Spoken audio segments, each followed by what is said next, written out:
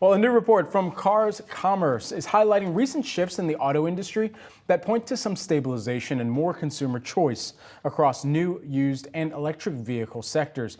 Here with more, we've got Rebecca Lindland, who is the Cars Commerce Senior Director of Industry Data and Insights. Great to see you here, and thanks for hopping on the show with us, Rebecca. It has been a volatile year for autos. Is that going to be easing or normalizing here in the near term? Well, thanks for having me on, Brad. It's been actually a volatile 5 years, frankly, for the automotive space. But we do see some signs of stabilization. So when we look at particularly month over month, when we look at year over year, we are still seeing some large swings, but we're grateful to see some stabilization here.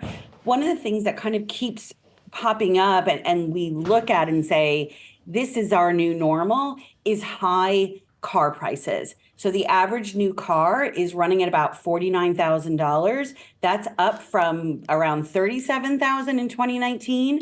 So we are seeing these huge increases. And what we're not seeing is any kind of erosion in those prices. We're coming down a little bit by a couple $100 maybe year over year, but we're not seeing the thousands of dollars that we would really need to see to get back to those pre-pandemic levels. What does it seem in the calculus for purchasing a car right now for consumers out there that are in the market? There were times even within these past 5 years where it made more sense to purchase a new vehicle versus a used one because of the lifetime value that you would perhaps get out of that deal instead of going used. What is the kind of mix of the thought process right now? I think that we're seeing consumers that are shopping both for new and used. There's a lot more overlap these days when it comes to pricing of used vehicles, because used vehicles have also increased by over 30%. So there's more used vehicles that are almost at parity in some cases with a new vehicle. The best thing in my mind is for a consumer to go to a site like cars.com. You can do some of the tools like payment calculators to figure out what really suits your budget.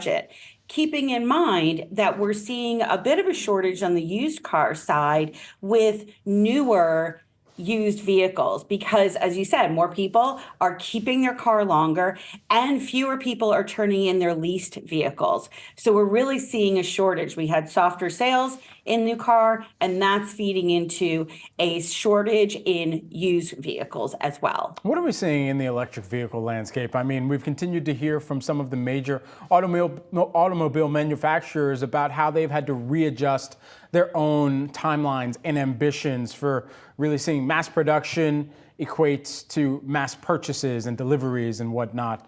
So what is the moderation that we're seeing there?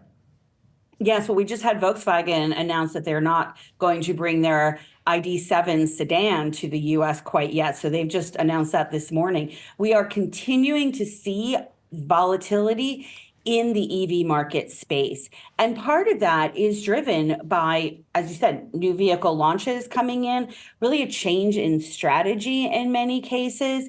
But we do see a positive for consumers is we've gone from this hand-raising inventory stock. So you have to say, hey, I know I want to purchase this vehicle. I'm going to put a reservation in and buy it next year.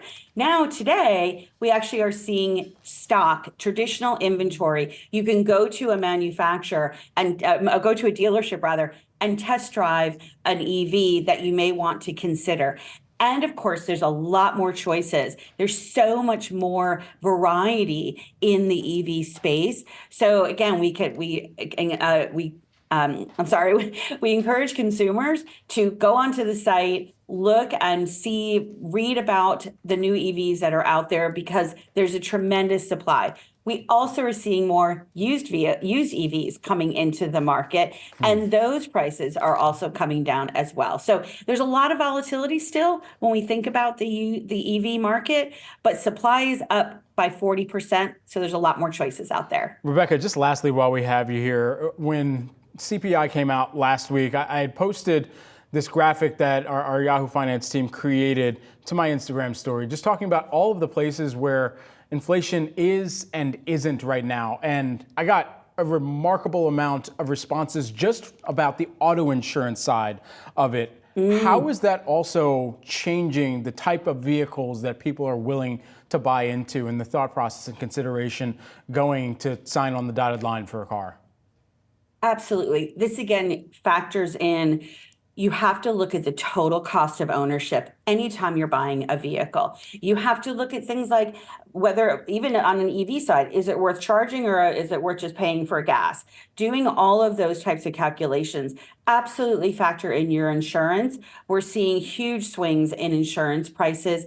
And the last thing that I want a consumer to do is to buy a car they can't afford, right? Just like in the housing that you've been talking about, you don't want to be house poor. You don't want to be car poor either. We actually recently released a survey that showed the best valued vehicles, and something like the Kia Forte, which has terrific features, great safety, retails for just over $20,000. There's affordable vehicles out there. You just need to do your research on them. And I just want consumers to know that a site like cars.com, we're here for you. We've done so much of this research for you, and we're happy to help. Rebecca, great to speak with you here today. Thanks so much for taking the time. Rebecca Lindland, who is the Cars Commerce Senior Director of Industry Data and Insights. Look forward to checking back in the future.